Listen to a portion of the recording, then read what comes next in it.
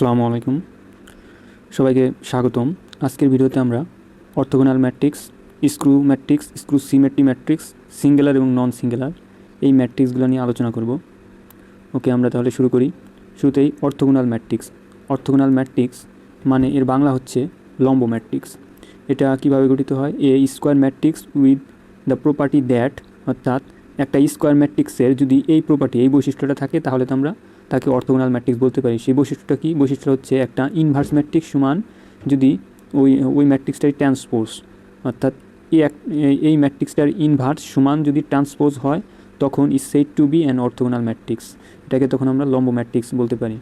It follows that a square matrix A is orthogonal if and only, যদি কেবলমাত্র যদি if transpose গুণ ওই ম্যাট্রিক্স, একটা ম্যাট্রিক্সের ট্রান্সপোজ গুণে আবার সমান যদি ওই ম্যাট্রিক্স এর সঙ্গে ট্রান্সপোজ করে গুণ করে সমান যদি আই, অর্থাৎ আইডেন্টি ম্যাট্রিক্স যদি সমান হয়, অর্থাৎ এই শর্তটা যদি আমাদের মানে তাহলে আমরা সেটাকে আমরা অর্থোগোনাল ম্যাট্রিক্স এই শর্তটা মানে। এখন আমরা দেখব 3/3 অর্থোগোনাল ম্যাট্রিক্স। এই আমাদের একটা ম্যাট্রিক্স দেওয়া আছে। এই ম্যাট্রিক্সটা অর্থোগোনাল কারণ হচ্ছে এই ম্যাট্রিক্সের ট্রান্সপোজ এবং ওই ম্যাট্রিক্সটা গুণ করার ফলে আমরা আইডেন্টি ম্যাট্রিক্স পেয়েছি। অর্থাৎ এই যে আমাদের প্রধান কর্ণ বরাবর 1 থাকলে তাকে আইডেন্টি ম্যাট্রিক্স বলে। এখন আমরা সিমেট্রিক ম্যাট্রিক্স দেখব।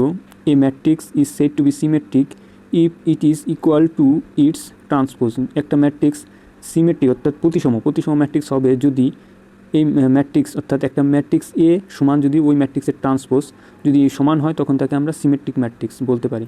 অর্থাৎ এখানে এ বি বিডি একটা ম্যাট্রিক্স, এই ম্যাট্রিক্সের ট্রান্সপোজ করলেও, অর্থাৎ সারিগুলোকে কলামে পরিণত করলে তাকে ট্রান্সপোজ হয়ে যায়, কলামে পরিণত করলেও আমাদের যদি সমান হয় তাহলে তাকে আমরা সিমেট্রিক ম্যাট্রিক্স বলতে পারি। অর্থাৎ এখানে এ বি হচ্ছে সারি, আবার ট্রান্সপোজ ম্যাট্রিক্সেও এ বি সারি, কিন্তু এই যে আবার এই বিডিকে আবার আমরা কী করছি, এই সারিকে আমরা কলাম বানিয়ে দিচ্ছি বিডি, তার ফলেও আমরা দেখতেছি ম্যাট্রিক্স দুটো একই ম্যাট্রিক্স, যার ফলে এটা সিমেট্রিক ম্যাট্রিক্স।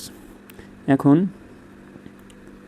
সিমেট্রিক ম্যাট্রিক্স এর একটা আমরা এক্সাম্পল দেখলাম। Symmetric matrix must be square, আর হচ্ছে symmetric matrix 2/2 matrix have the form, একটু আগে দেখলাম। এখন আমরা দেখব স্ক্রু সিমেট্রিক ম্যাট্রিক্স। ইফ যদি ট্রান্সপোজ করার পরে সমান যদি ওই ম্যাট্রিক্সটার আগে নেগেটিভ, ওই ম্যাট্রিক্সটার নেগেটিভ হয়, যদি সমান হয় ট্রান্সপোজ সমান ওই ম্যাট্রিক্সের negative, then the matrix is called skew symmetric matrix. তখন সেই ম্যাট্রিক্সটাকে আমরা স্ক্রু সিমেট্রিক বলবো। এখন ম্যাট্রিক্স ইন স্পেশাল ফর্ম, তাহলে আমরা আজ কী শিখলাম? 3টে ফর্ম শিখলাম। একটা হলো সিমেট্রিক, যদি এটা আমাদের সারমর্ম, অর্থাৎ এখানে আমরা দেখতেছি ট্রান্সপোজ সমান যদি ওই ম্যাট্রিক্সটা হয় তখন তাকে আমরা সিমেট্রিক বলবো।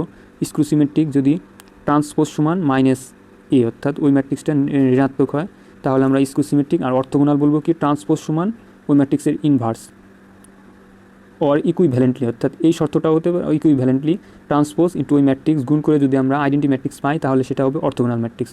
অর্থাৎ আমাদের এক্ষেত্রে শর্ত হচ্ছে 2টা, অর্থাৎ এই শর্তগুলো মানলেই তখন আমরা এই সকল ম্যাট্রিক্স নামে অভিহিত করতে পারবো। এক্সাম্পল, এটা আমাদের সিমেট্রিক ম্যাট্রিক্সের এক্সাম্পল, এটা স্ক্রু সিমেট্রিক ম্যাট্রিক্স, আর এটা সিমেট্রিক্স এবং অর্থোগোনাল ম্যাট্রিক্স। এখন আমরা স্কোয়ার ম্যাট্রিক্স কি? যার সারি সংখ্যা এবং কলাম সংখ্যা সমান। A matrix having n row and n column is called a square matrix of order n, অর্থাৎ সারি এবং কলাম সমান হলে তখন তাকে স্কোয়ার ম্যাট্রিক্স বলে। The determinant having the same element as the square matrix A is called the determinant of the matrix and is denoted by the symbol এই A modulus এ। অর্থাৎ এই স্কোয়ার ম্যাট্রিক্সের আমরা নির্ণয় করতে পারি, সেই নির্ণয়ককে এই সিম্বল দ্বারা প্রকাশ করা হয়। এখন এই square matrix is said to be singular. এখন একটা স্কোয়ার ম্যাট্রিক্সে আমরা সিঙ্গুলার বলবো কখন? Is it the determinant is 0, যখন এর ডিটারমিনেন্ট, অর্থাৎ আমরা এই স্কোয়ার ম্যাট্রিক্সটা নির্ণয় করার পরে যদি নির্ণয়কের মান 0 পাই তখন আমরা ওই ম্যাট্রিক্সকে সিঙ্গুলার ম্যাট্রিক্স বলবো। আদারওয়াইজ অন্যথায় নন সিঙ্গুলার, যদি 0 না হয় তাহলে তাকে আমরা বলবো নন সিঙ্গুলার। তাহলে আমাদের সিঙ্গুলার নন সিঙ্গুলার জিনিসটা কি আমরা বুঝতে পেলাম। কোনো ম্যাট্রিক্স দেওয়া থাকলো 2/2 কিংবা 3/3 হতে হবে, স্কোয়ার ম্যাট্রিক্স হতে হবে, ওই ম্যাট্রিক্সটার যদি আমরা ডিটারমিনেন্ট করে যদি 0 পাই তখন তাকে আমরা সিঙ্গুলার বলবো, আর 0 না পেলে তখন তাকে নন সিঙ্গুলার বলবো। এই যে সিঙ্গুলার নন সিঙ্গুলার, অর্থাৎ ডিটারমিনেন্ট করার ফলে যদি 0 পাইছি তাই a matrix A is said to be singular if determinant A সমান 0, আর নন সিঙ্গুলার এই matrix A is said to be non singular if determinant A not equal to 0। তাহলে এই শর্তগুলো মানলেই হবে হলো সিঙ্গুলার নন সিঙ্গুলার। ওকে, আজকে আপাতত এই পর্যন্তই। ধন্যবাদ সবাইকে।